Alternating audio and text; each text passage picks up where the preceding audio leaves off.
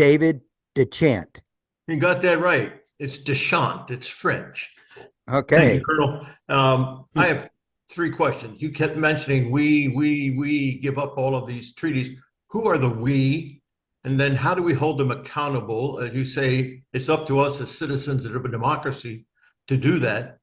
And then thirdly, the question I'm posting now in the chat is an internal national security issue, which I believe to be profound, is the pandemic of veteran suicides.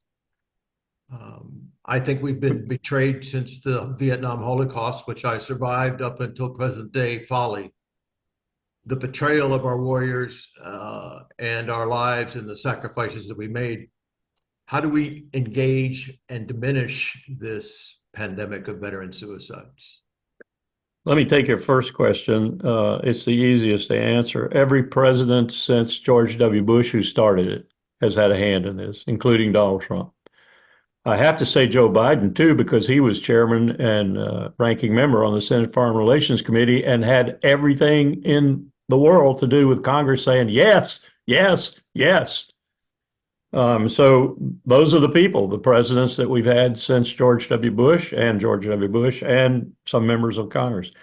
Veteran suicide is another issue altogether, which I get into almost every day.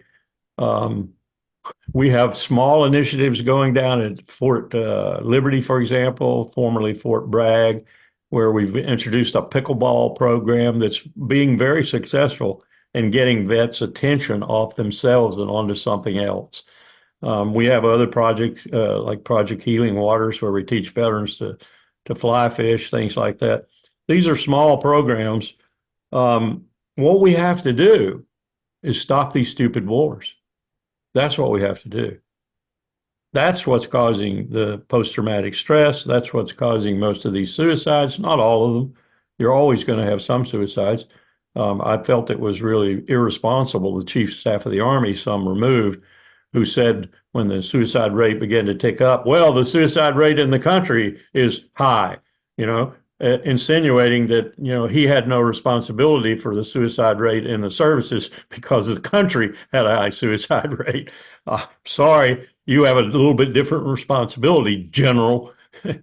But we are doing everything we possibly can from the outside, I think.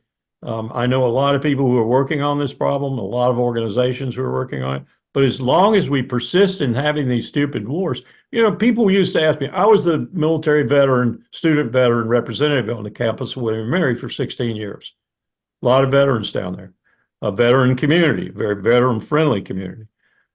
A lot of the veterans would tell me things, and not just there, GW too, the Navy ROTC there, and Navy predominates on GW, but there were some veterans there as students.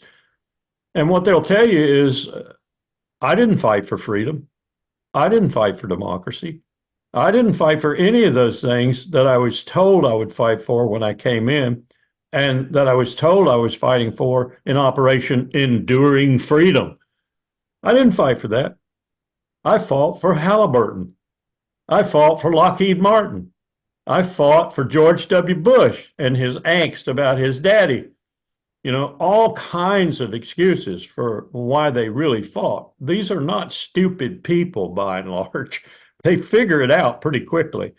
And then you come home and you say, what did I do in Afghanistan? How many children did I kill? How many women did I kill? How many villages did I march into and blow up? How many airstrikes did I call in on a village where I knew civilians were being hit? How many times did I do this, and what did I do it for? And when you answer that question, what did I do it for, and put your conscience against what you did, you wind up with a problem. Sir. My concern is, why isn't the American people outraged at this grotesque failure of the American government? Because we have an all-volunteer force that touches none of them. Where's the coverage like COVID-19? Where is the coverage of this pandemic? You're asking me a question citizens, not the veterans community like TAPS, which I'm a volunteer for, et cetera, as you mentioned. It's where's the citizens' outrage at this pandemic? You will never have Americans interested in their military when what you have, in essence, is an all-recruited military. Bring back the draft. Absolutely. I belong to the All Volunteer Force Forum. That's our number one priority, bring back conscription. We just briefed a Republican senator who told us, in essence, it's a political impossibility. We briefed a Democratic senator who told us he happens to be chairman of the Senate Armed Services Committee. So you know who it is, Jack Reed of Rhode Island. He told us with a smirk on his face, impossible. I would bring the draft back and start at age 26.